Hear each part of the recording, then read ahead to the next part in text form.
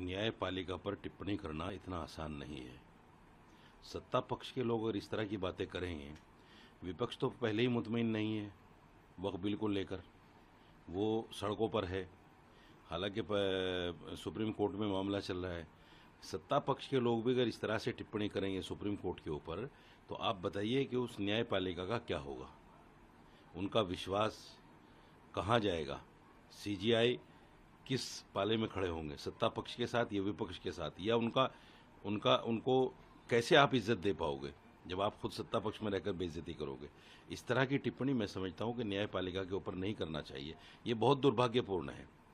दूसरी बात, एसवाई कुरैशी का जो टर्म था as a chief election commissioner, वो बिल्कुल बहुत सॉलिड और अच्छा, बिल्कुल ये समझिए न्याय पर मबनी था।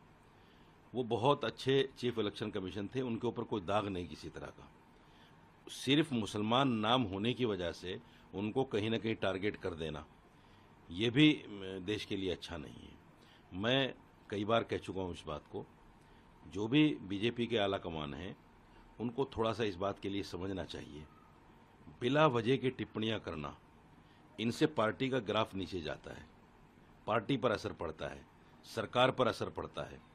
इसको कहीं ना कहीं संज्ञान लेना चाहिए, क्योंकि ये वक्त जो है ऐसा है कि मुसलमान बीजेपी की तरफ देख रहा है, मुसलमान बीजेपी के करीब आना चाहता है।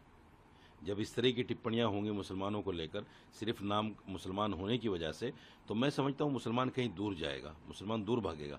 इसलिए आला कमान को चाहिए कि जो जितने बयान बहादुर हैं, इनको थोड़ा सा लगाम लगाएं। निशिकांत दुबे का उनके अपने क्षेत्र में जाके देखिए, वो उनका अपना कोई जनाधार नहीं है बहुत ज़्यादा, लेकिन पार्टी को बदनाम करने के लिए सबसे आगे हैं। आए दिन उनके यहाँ से कोई ना कोई टिप्पणी, इस तरह की उल्टी सीधी टिप्पणी आती है।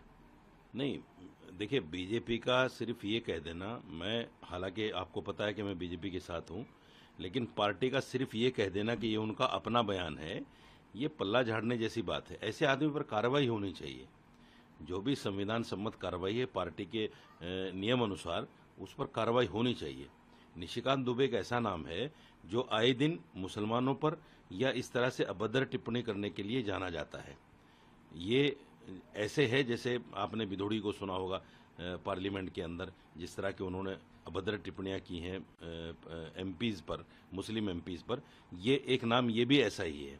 तो पार्टी को इसको मैं समझता हूं कि संज्ञान लेना चाहिए इसका, और गंभीरता के साथ। ऐसे ही नहीं कि हवा में आपने कह दिया कि भाई चलो ठीक है, कोई बात नहीं, ये उनका अपना बयान है।